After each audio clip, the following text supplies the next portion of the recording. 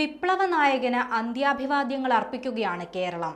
നിലവിൽ വി.എസ്. അച്യുതാനന്ദന്റെ ഭൗതിക ശരീരം ദർബാർ ഹാളിൽ പൊതുദർശനത്തിനെത്തിച്ചു. വിപ്ലവാഭിവാദ്യങ്ങളുമായി ജനസാഗരമാണ് അവിടേക്ക് ഒഴുകിയെത്തുന്നത്. സെക്രട്ടേറിയറ്റിന് പുറത്തും റോഡിനിരുവശങ്ങളിലും നിരവധി പേരാണ് കാത്തുനിൽക്കുന്നത്.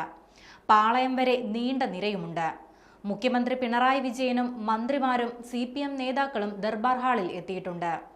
ഉച്ചയ്ക്ക് 2 മണിവരെ ഇവിടെ പൊതുദർശനം തുടരും. പ്രിയ നേതാവിനെ ഒരു നോക്ക് കാണാൻ തലസ്ഥാനത്തേക്ക് ജനപ്രവാഹമാണ്. വി.എസിന് അന്ത്യാഭിവാദ്യം അർപ്പിക്കാൻ കക്ഷി രാഷ്ട്രീയ ഭേദമില്ലാതെ നേതാക്കളും എത്തുന്നുണ്ട്. ദർബാർ ഹാളിലെ പൊതുദർശനത്തിന് ശേഷം ദേശീയപാതയിലൂടെ വിലാപയാത്രയായി ആലപ്പുഴ പുന്നപ്രയിലെ വീട്ടിലേക്ക് മൃതദേഹം കൊണ്ടുപോകും. ഇതിനിടയിലുള്ള വിവിധ കേന്ദ്രങ്ങളിൽ പൊതുദർശനമുണ്ടാകും.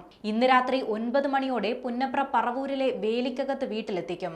നാളെ രാവിലെ 9 മണി മുതൽ CPM ആലപ്പുഴ ജില്ലാ കമ്മിറ്റി ഓഫീസിൽ പൊതുദർശനത്തിന് വെക്കും. തുടർന്ന് 10 മണി മുതൽ ആലപ്പുഴ കടപ്പുറത്തെ റീക്രിയേഷൻ ഗ്രൗണ്ടിലും പൊതുദർശനമുണ്ടാകും. പുന്നപ്ര വയലാർ സമരസേനാനികളുടെ ഓർമ്മകൾ ഉറങ്ങുന്ന വലിയ ചുടുകാട്ടിൽ വൈകിട്ട് 3 മണിക്ക് ഔദ്യോഗിക ബഹുമതികളോടെ സംസ്കാരം നടത്തും. വി.എസ്. അച്യുതാനന്ദന്റെ പൊതുദർശനവും വിലാപയാത്രയുമായി ബന്ധപ്പെട്ട് തിരുവനന്തപുരം നഗരത്തിൽ നിന്ന് ഗതാഗത നിയന്ത്രണം ഏർപ്പെടുത്തിയിരിക്കുകയാണ്. രാവിലെ 7 മണി മുതലാണ് നിയന്ത്രണം ഏർപ്പെടുത്തിയിട്ടുള്ളത്. സെക്രട്ടേറിയറ്റ് ഭാഗത്തേക്ക് വാഹന ഗതാഗതം അനുവദിക്കില്ല.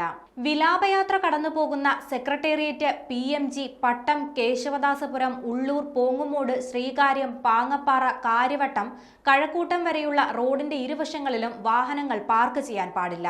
വിലാപയാത്ര കടന്നുപോകുന്ന സമയത്ത് ഗതാഗത തിരക്ക് അനുഭവപ്പെടുകയാണെങ്കിൽ വാഹന ഗതാഗതം വഴിതിരിച്ചു വിടുമെന്നും പോലീസ് അറിയിച്ചു. ഇന്നലെ വൈകുന്നേരം 3:20-നായിരുന്നു വിപ്ലവ സമരനായകൻ വി.എസിന്റെ വേർപാട്.